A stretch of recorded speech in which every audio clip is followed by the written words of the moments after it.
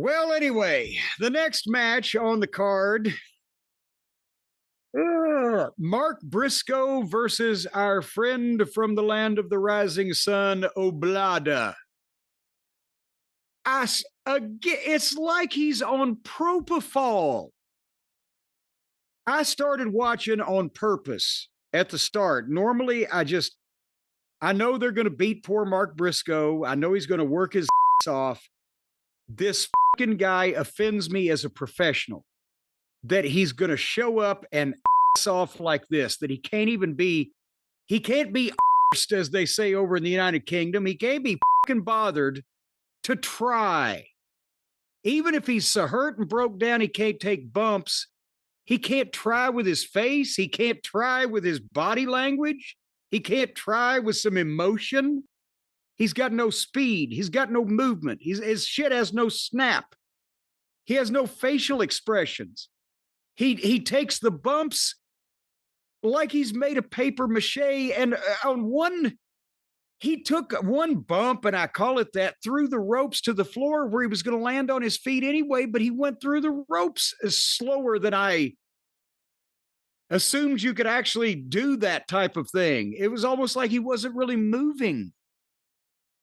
I've never seen a lazier, more boring, unmotivated motherfucker in wrestling history than this Okada right at this particular moment. Whether he was great in the past or not, it is ridiculous for anybody when he goes to nose with somebody and the people chant, "Holy shit, they only got part 2 right." It ought to be bullshit. We got to watch this guy stink the joint out with another son of a bitch and take a billionaire's money for sleepwalking through why are the boys putting up with this? Why the fuck? Okay, if the fans don't want to complain, are any of the boys saying, "Don't book me with this fucking guy because it's bullshit"?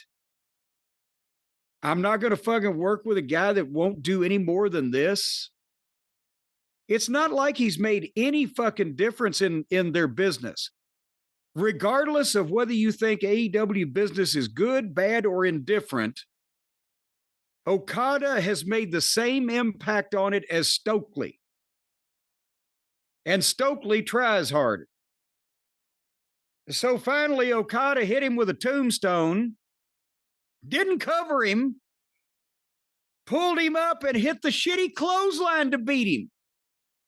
Isn't the tombstone traditionally the most feared move and most devastating move in Lucha Libre, and people are disqualified for doing it, and the recipient is carted out in a fucking ambulance? Did they just come in here trying to the cathedral of Lucha Libre and just shit all over their big fucking move? That was my first thought too, and again, I think it was an automatic disqualification if the referee saw it.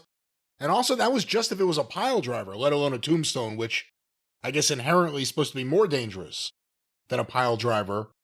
And hold on here now, what is the Lucha name for the tombstone? The Martinet?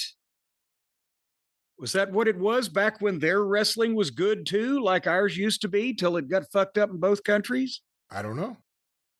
The point being, if you're supposed to be so authentic to Lucha Libre, they just went in and took a shit on their big move, didn't they? Maybe the modern Lucha experts, have they ruined it for you down there too? Let us know. And then they beat Mark up some more, him and Don Fallis. And they were an hour into the program at that point. You know what the problem is too? Mark Briscoe getting booked like shit and losing every single match no matter who he's against doesn't hurt, hasn't hurt to this point how over he is. And I think that gives a booker false security that I could just beat him, I could just beat anyone. To all these guys over and over again, it doesn't matter. But it matters. And, Mark Briscoe's getting bigger matches. He doesn't win any of them. I'm not even saying push him big right now, because I don't know if you should, even though I like him because of the way he's been booked. But well, that's the thing is He stays over because he works hard. He has an incredibly appealing gimmick that appeals to any kind of wrestling crowd. He's got a ton of personality. And the problem is not Tony shouldn't be looking because Tony's not a good booker and not an experienced booker. Well, a guy in Briscoe's position right now, you don't look at how good he's over and say, well, I can do that with anybody. He should be looking and saying, my God, if I hadn't fucked this up 2 years ago when I had the chance, how good would he be over? It's more the fact that this guy's been shot numerous times in both legs and has still crawled across the desert on his belly. Imagine what he could have done with both legs. That's the problem, is that Tony's not smart enough to see that. I agree.